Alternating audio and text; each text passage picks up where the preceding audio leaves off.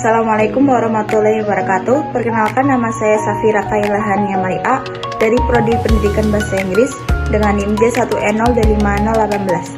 Di sini saya akan memaparkan materi selanjutnya, yaitu tentang rumusan masalah dan tujuan. Oke, rumusan masalah yang pertama adalah mengapa sih pendidikan karakter sangat penting bagi mahasiswa sebagai calon pemimpin bangsa. Yang kedua, nilai-nilai apa saja sih yang penting untuk ditanamkan kepada mahasiswa melalui pendidikan karakter. Yang ketiga, apa yang dimaksud dengan pendidikan karakter dan bagaimana sih penerapannya di perguruan tinggi. Oke, yang selanjutnya adalah tujuan. Yang pertama, memahami secara komprehensif mengenai prinsip dasar pendidikan karakter. Yang kedua, menyadari signifikansi pendidikan karakter dalam pembentukan identitas dan moral yang baik. Yang ketiga, menerapkan nilai-nilai karakter yang meliputi keagamaan, cinta tanah air, kemandirian, kerjasama, serta integritas. Yang keempat, menjadikan pendidikan karakter sebagai fondasi untuk berperan sebagai agen transformasi serta calon pemimpin bangsa di waktu yang akan datang.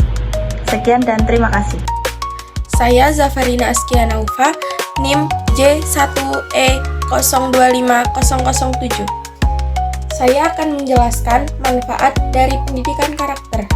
Yang pertama, membentuk sikap, perilaku, dan pola pikir yang positif serta berintegritas.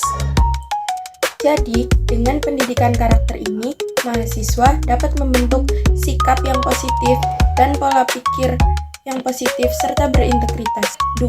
Menumbuhkan rasa tanggung jawab, kedisiplinan, dan kepemimpinan. Jadi, dengan pendidikan karakter, mahasiswa dapat menumbuhkan rasa tanggung jawab, kedisiplinan, dan kepemimpinan. 3. Membekali mahasiswa agar mampu menghadapi tantangan global dengan tetap berpegang pada nilai luhur bangsa. Halo, perkenalkan, nama saya Nila Karisma dengan NIM J1E025010. Metode penelitian yang digunakan adalah metode deskriptif analisis, yaitu dengan cara menggambarkan secara umum mengenai fakta-fakta yang ditemukan. Kemudian, dianalisis berdasarkan teori-teori yang dikemukakan oleh para ahli yang ada kaitannya dengan permasalahan yang akan diteliti. Sedangkan teknik pengumpulan data yang dilakukan oleh penulis dalam penelitian ini dapat dilakukan dengan cara studi kepustakaan.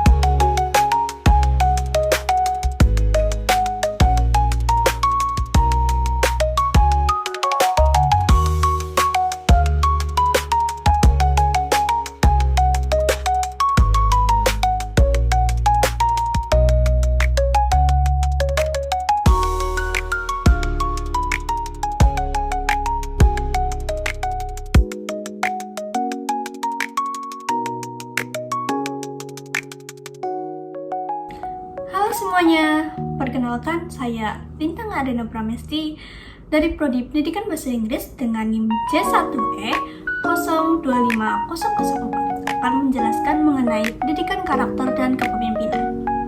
Pendidikan karakter merupakan tahapan fundamental dalam membentuk jati diri seseorang. Pembentukan karakter memiliki pola metode pembelajaran yang berbeda dengan pembelajaran lainnya.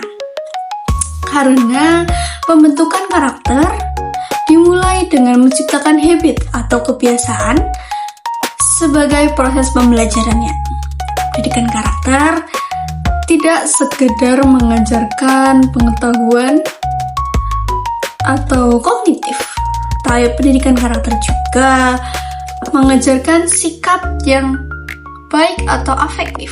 Lebih jauh lagi, pendidikan karakter juga mengajarkan bagaimana berperilaku yang baik dan mulia atau psikomotorik. Pendidikan karakter terambil dari dua kata yang memiliki makna yang berbeda, yaitu satu, pendidikan dan juga karakter. Pendidikan adalah proses transformasi sikap dan tingkah laku individu atau masyarakat dalam upaya mendewasakan manusia melalui proses pembelajaran. Sedangkan pengertian pendidikan menurut Undang-Undang Sistem Pendidikan Nasional atau Disdiknas nomor 20 tahun 2003 ialah usaha sadar untuk terencana untuk mewujudkan suasana belajar dan proses pembelajaran agar peserta didik secara aktif mengembangkan potensi dirinya untuk memiliki kekuatan spiritual, keagamaan, pengendalian diri, kepribadian, kecerdasan akhlak, dan akhlak yang mulia. serta keterampilan yang diperlukan dirinya dalam masyarakat, bangsa, dan negara. Pendidikan karakter itu sendiri bermula dari knowing menuju doing atau acting. Menurut Kilpatrick, salah satu faktor yang menyebabkan ketidakmampuan seseorang dalam berperilaku, baik meskipun ia telah mempunyai pengetahuan secara terkait kebaikan atau moral knowing, ialah karena dia tidak terlatih untuk melakukan kebaikan atau moral doing. Berperilaku dari pemikiran ini, maka kesuksesan pendidikan sangat tergantung pada tindaknya atau tidaknya knowing, loving, and doing atau acting dalam penyelenggaraan pendidikan karakter itu tersendiri. Pemimpin biasanya memiliki sifat, watak, dan kebiasaan karakter yang tersendiri yang khas dan unik, sehingga perilaku dan gaya kepemimpinannya berbeda dengan pemimpin lainnya. Gaya atau style hidupnya tersebut akan mewarnai tingkah laku dan model kepemimpinannya. Kepemimpinan adalah kekuatan aspirasional atau power of spirit dan kekuatan model kreatif yang dapat mempengaruhi semua anggota dalam mengubah perilaku sehingga mereka sejalan dengan aspirasi dan visi sang pemimpin. Oleh karena itu, seharusnya seorang pemimpin mencerminkan figur yang dapat menjadi suri tauladan bagi yang dipimpinnya. Sedangkan menurut Kemendiknas, untuk menjadi pemimpin yang dapat menjadi contoh dan teladan, setidaknya ia memiliki 18 nilai karakter dalam model kepemimpinannya. Dengan mengimplementasikan 18 karakter tersebut, seorang pemimpin dapat memunculkan terobosan dari bentuk atau model kepemimpinannya. Selain itu, dari tipe kepemimpinan yang sudah masyhur dalam teori kepemimpinan yang telah ada. Berikut ini akan dibahas mengenai gaya-gaya dalam kepemimpinan. Gaya kepemimpinan tersebut adalah sebagai berikut. Yang pertama yaitu gaya kepemimpinan otokratik. Gaya ini mengutamakan pelaksanaan tugas untuk tercapainya tujuan sehingga kurang perhatian terhadap hubungan-hubungan antar manusia. Dalam hal ini, pemimpin cenderung menekankan kebijakan untuk anggotanya, menginstruksikan tugas, menentukan langkah-langkah yang harus dilakukan dalam mencapai tujuan, mengendalikan pelaksanaan tugas, dan interaksi dengan anggotanya. Pendidikan karakter ini secara ketat kurang memberikan kebebasan untuk memulai tugas-tugas anggota, kurang memberikan pujian terhadap bawahannya. 2, yaitu gaya kepemimpinan direktif. Ini merupakan gaya yang mengutamakan pencapaian tujuan, tetapi bukan memberikan perhatian, tapi mulai memberikan perhatian terhadap hubungan manusia. Dalam hal ini, kepemimpinan mengutamakan pemberian pedoman dan petunjuk kepada bawahannya. Bagaimana melakukan pekerjaan serta memberitahukan mengenai apa yang diharapkan mereka. 3, gaya kepemimpinan konsultatif, yaitu adalah gaya yang mengutamakan perhatian kepada bawahannya, melaksanakan tugas dan cukup besar perhatian dan terhadap penciptaan hubungan dengan sesama anggota secara akrab dan harmonis. Oleh sebab itu, dalam melakukan aktivitasnya, pemimpin melakukan konsultasi dengan anggota, baik secara individu maupun kelompok. 4, gaya kepemimpinan partisipasif merupakan gaya yang di samping menekankan pada pelaksanaan tugas, juga memberikan perhatian yang besar dalam menciptakan hubungan dengan sesama anggota. Pemimpin gaya partisipasif berunding dengan bawahan dan memberi peluang kepada bawahan untuk memberikan masukan berupa saran dan gagasan sebelum mengambil keputusan atau mempengaruhi keputusan yang akan dibuat. Pemimpin melakukan kegiatan-kegiatan untuk kegiatan yang tercapai. Tujuan organisasi juga ia harus menyiapkan rencana, strategi, kebijakan, dan mengadakan koordinasi, memberikan arahan dan mengambil keputusan, mengadakan pengawasan, dan yang lain sebagainya. Untuk melakukan tugas-tugas tersebut, ia harus mengusahakan seluruh anggota organisasi untuk dapat digerakkan untuk mencapai tujuan tertentu. Selanjutnya adalah tugas pokok kepemimpinan. Meliputi hal berikut. Yang pertama, menyatu padukan orang-orang yang berbeda-beda motivasi. Dengan motivasi yang sama, mengusahakan sesuatu kelompok secara dinamis, secara sadar. Yang ketiga, menciptakan suatu lingkungan di mana terdapat integrasi antara individu dan kelompok dengan organisasinya. 4, memberikan aspirasi dan mendorong anggota-anggotanya bekerja seefektif mungkin.